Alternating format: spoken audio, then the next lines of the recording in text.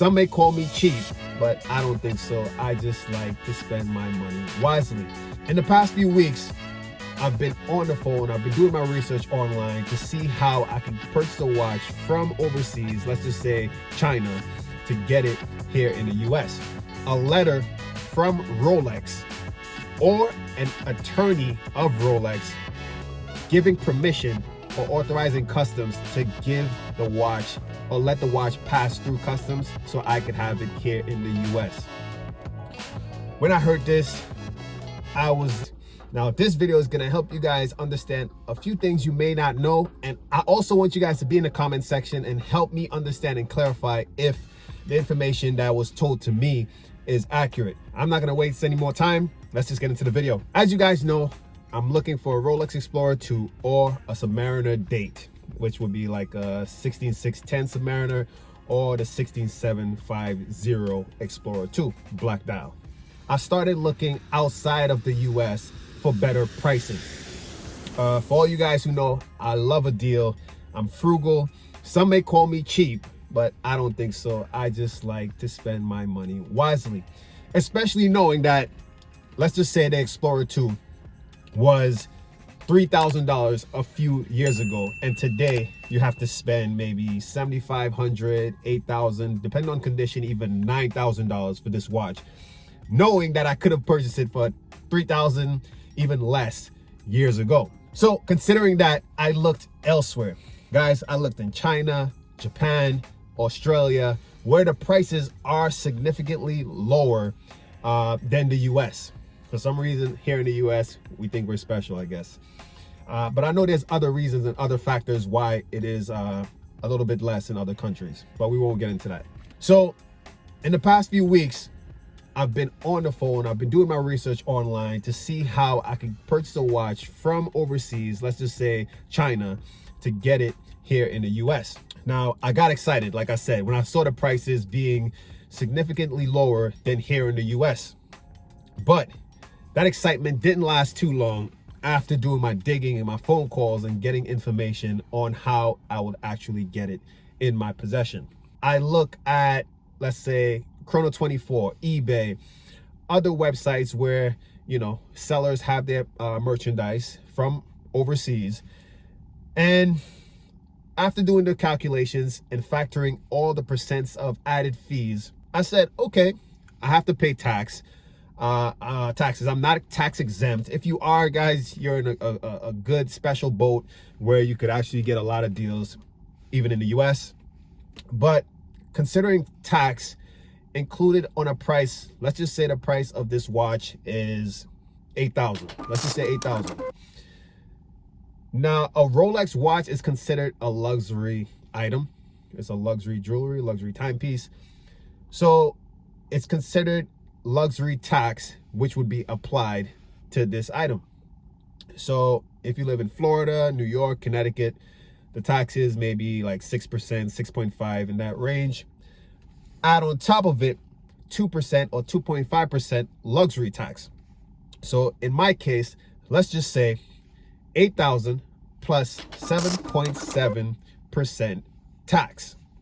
That's US tax, just purchasing on the website. The next step that I ended up hitting the wall and learning a few things where I want you guys to know, especially if you're trying to purchase a timepiece overseas or anything actually, is that once you get the point where you're at a threshold where the price of something is over $2,500, it now becomes commercial.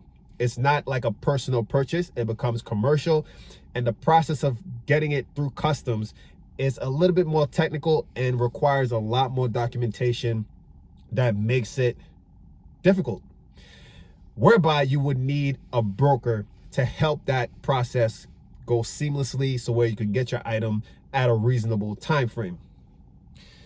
So understanding all these different factors, spending $8,000 plus 7.7%, reaching out to a broker now where I need to understand what they're going to be doing for me, because yes, I could maybe bypass a broker and have it wait in customs maybe 3 months to try and get your item. Guys, customs could be a headache, but the broker helps it, you know, the process go by a little bit faster and seamless where you don't have to worry. Now, speaking to the broker, he mentioned two things to me that threw me off, made me go blank. Have someone ever told you a price of something and you just go blank, or you just stop hearing things, or you just forget whatever was talking about? Well, I asked the broker, how much would it be to get this piece to the States?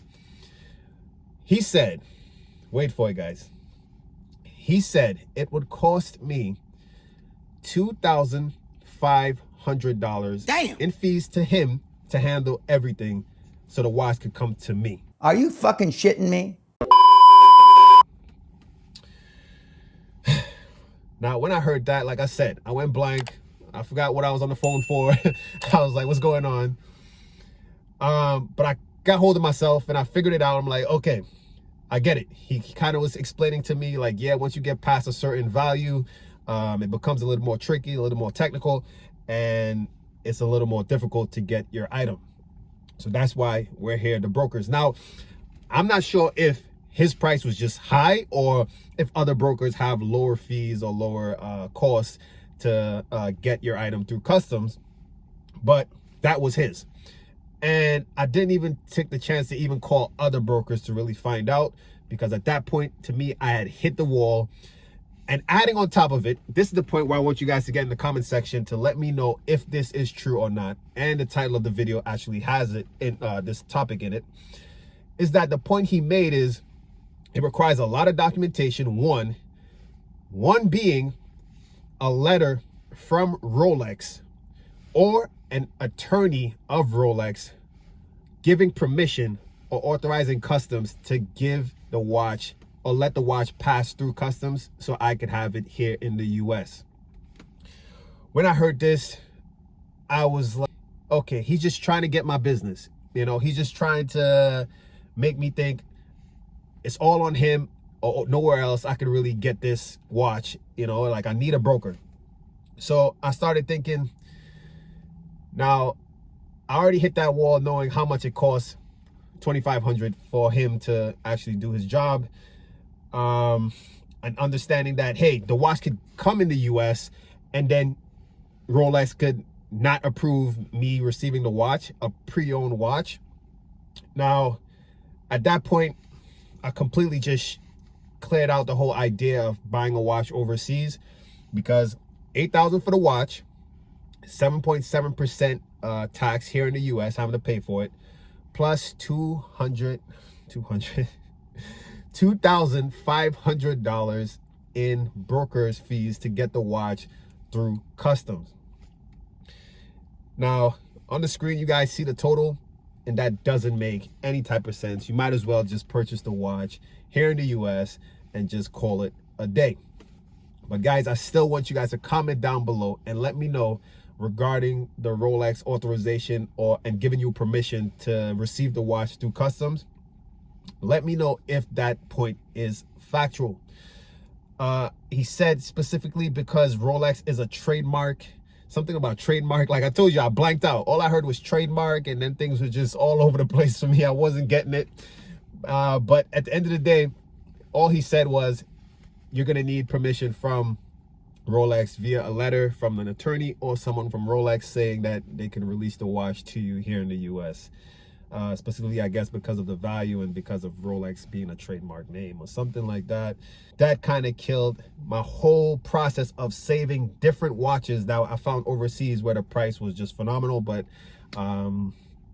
yeah, that just went out. So my focus back again is here in the US, trying to find something that's good, a good price, good condition, and making sure that the seller is someone legitimate. So guys, that's the update. Still looking for those two watches. And yeah, get in the comment section, guys. Let me know what you guys think so far of the process of what I mentioned, specifically, especially with the Rolex needing Rolex authorization, a permission, so to speak, to get the watch from customs. And yeah, guys, give this video a thumbs up, hit that subscribe button, turn your notification on so you can know whenever I post a video, and stay tuned for the next video.